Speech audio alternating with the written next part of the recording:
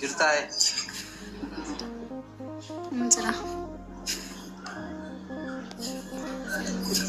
maal taatee baddi nagaadha miti qaba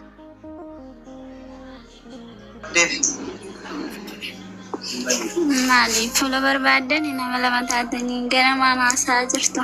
Wallo yoo ta'e maakina singashiti kanatti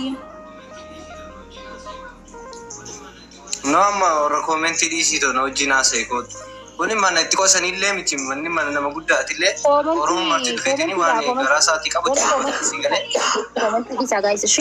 koomentii dhiisiitiniin kan barbaadan fidaa jiru isa dhiisi kootu na waliin haasa'e yaadha.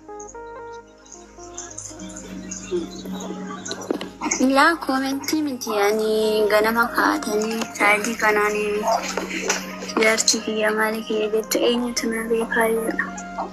Suura yoo ta'e feesbuukiin jiraanii yaa'un feesbuukii irraa abbaan barbaade ni buufataanii tiiktookii irraallee abbaan barbaade ni buufata.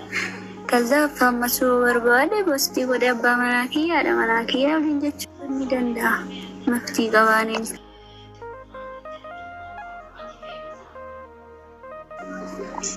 Qoy me adda nu baasi tokkoffaa inni amma ati feemasa bareedduu boos qoy me feemas naat kee ofirraa qulqulleesse si galee miti bareedduu fammasuu manaaman osoo hin tahin akkas jee qulqulleessiti yoo inni kijibaate isa gaafanna jechuu maaliif akka kijibee yoo gudditu barbaadeillee ilma oromootiin guddisnaa rakkoon hin jiru. Karaa kijibaan guddatuun bareedaa miti. Illee asumatti Oromoo duratti dhiifama si gaafataa jechuudha yoo balleessaa jiraate akkasitti nuuf ibsime.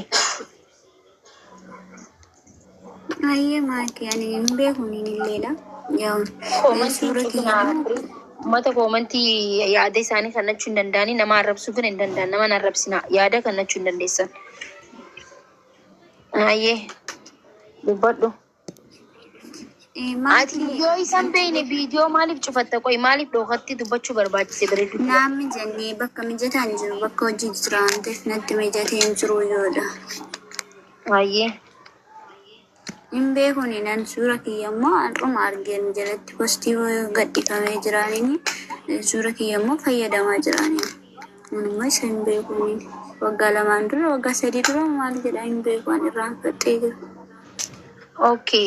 So waa ati nama beene waan hin beeneef hin beektu jechuun mucuma kanaa'u gonkumaa harkiteetu hin beektu har'a malee.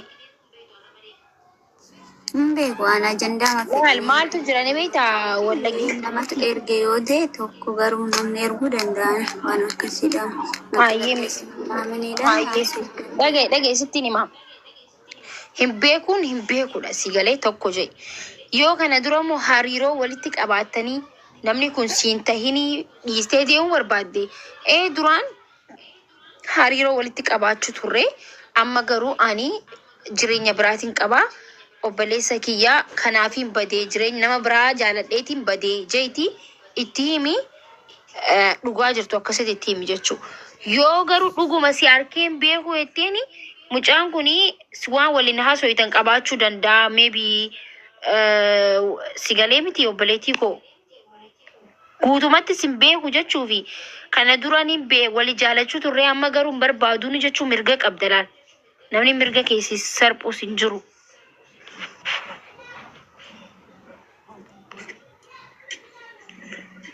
Maal jettamee kanarratti irra deebisee si gaafadha inni illee maaliif akka maqaa kee balleessaa jiru maaliif lafaa kee suuraa kan kee akka wallaahi dhageeffadhu koomantii jalatti. Akka waan anama waa'ee uummata keenya arsii irraan dubbatu ture.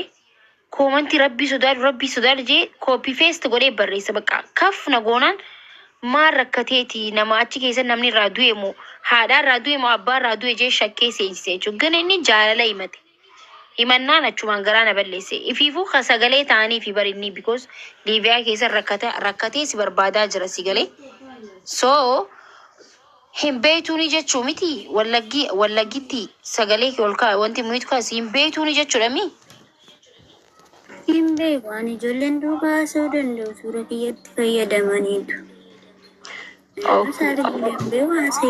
Bakka yoon beekne rakkoon hin jiru muhiitu godhadhuati isa gaafannaa. Hayyaa abdii sin beekuu jechaa jirti. Akkaataa immoo erga wal jaalanne waggaa sadii jaalala keessa waliin turree waggaa takka na jalaa baddee gaafa san hojiirraa baatee biiroo wayii jirti sagalee isii waggaa takkaaf hin dhageenye yaa maakii jiraachuuf yoo duute dhaga'uun fedhaa yoo jiraates dhaga'uun fedhaa nageenya isii qofan barbaadaa itteeti mana kana dhufte jechuun akka nama sagalee uummataadhaaf ta'u takkatti du'uu fi jiraachuu isii adda baruuf dhuftee jechuu miti ati mana kana. Isiinuu sin beekuu jechaa jirti maal ettaree? Ay maakii dhugaa dubbatuudhaaf jechuudha.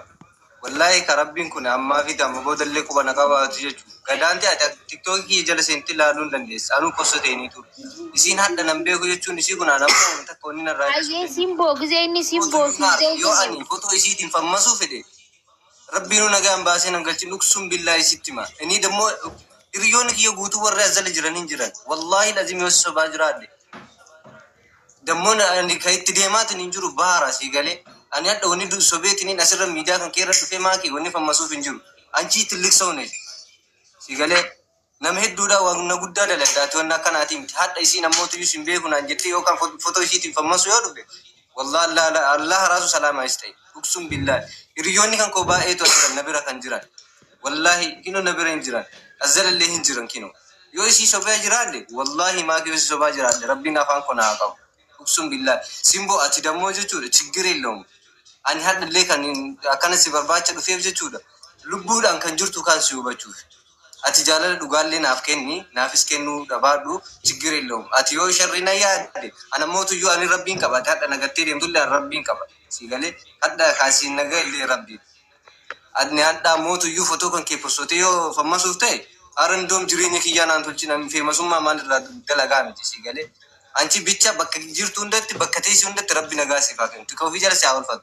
Simboo inni ani kan jaaladhu maakii asirraa jechuudha. Wallaahi lazim onni itti jarraa jaaladha.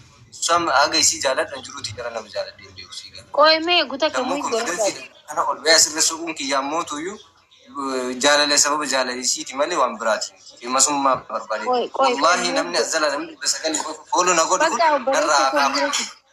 Qoy miira keessaa bahi miit godhadhu shi wallaggitti sinjawum wallaggaa waan qofa jiru wallaggitti jeesi ama wallaggitti dhagaye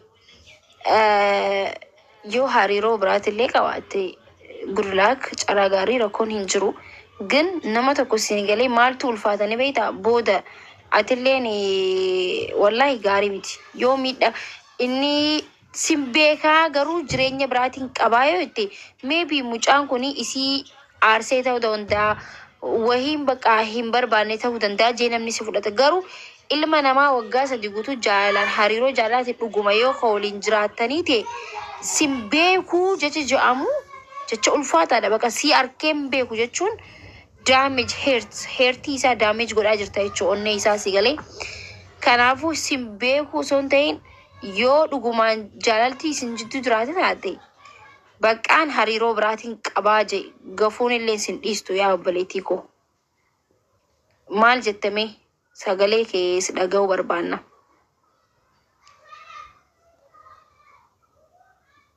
Muytii kaafadhu dubbadhu bareedduu koo. Baay'ee dhagaa jira.